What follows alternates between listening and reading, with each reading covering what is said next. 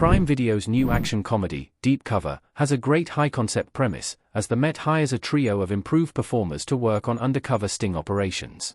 It goes back to Reservoir Dogs' assertion that undercover cops have got to be Marlon Brando. They need to embody a character, convince their audience they're someone else, and roll with the unexpected twists and turns of an unpredictable scenario. Who's better suited to that job than an improviser? The movie establishes exactly who all the characters are within 10 minutes. Nick Mohammed plays Hugh, a timid, painfully awkward underdog with atrocious social skills, the same role he played to perfection as Nate the Great in Ted Lasso. Bryce Dallas Howard plays Kat, a brilliant improved teacher who's supportive of her students and knows the ins and outs of the craft of improved, but had much bigger dreams that didn't pan out. Orlando Bloom plays Marlon, an out-of-work actor who feels like he's capable of delivering Pacino-style intensity, but only seems to get auditions for commercials selling frozen pizzas and ED pills. It's wonderfully economic screenwriting. It doesn't waste any time, it doesn't sacrifice any laughs for the sake of story setup, and it conveys all the information we need through the characters' actions and interactions instead of dry exposition.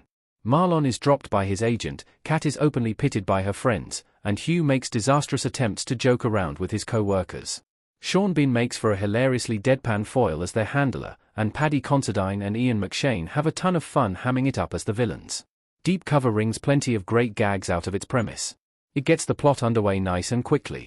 By the 20-minute mark, the plot is in full swing.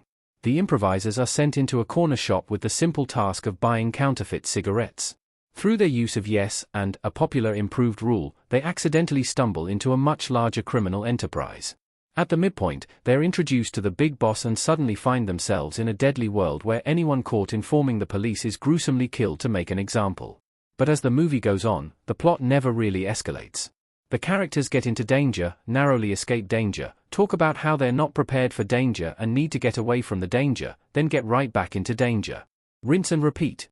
There's an interesting twist in the second act, but I saw it coming, and I almost never see plot twists coming. A lot of streaming exclusive comedies drag out their gags for too long because there's no incentive to tighten up the run time. But Deep Cover keeps its gags going for as many laughs as they are worth before moving on. When Hugh tries to refuse a bump of cocaine from a crime boss, the boss thinks he wants a full line, so he's forced to do a full line. Then, he's forced to take a second, and a third, and then the scene is interrupted by the next plot beat. Hugh didn't want to go near the coke, so it gets funnier and funnier with each line that's presented to him. But if it kept going on indefinitely, it would have eventually gotten old. Comedy comes in threes, and 3 lines was the sweet spot to get the maximum laughs without wearing out the joke.